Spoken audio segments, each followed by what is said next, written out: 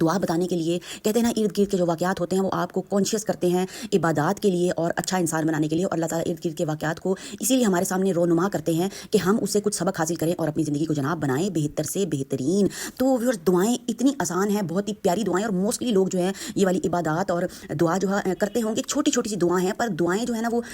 چھوٹی ہوتی ہیں، پر وزن کے لحاظ سے جو ہے نا ان کی برکت اور شان جو ہے وہ بہت زیادہ جو ہے وہ قیمتی ہوتی ہیں، کیونکہ رب تعالیٰ کا نزول ہے اور ہماری بہتری کے لیے ہوتی ہیں۔ اور شیطان کا تو کام ہے جناب کہ ہمیں وہ ٹریک سے جو ہے وہ اتار کر رکھے اور ہمیں جو ہے وہ دنیا کی رعنائی میں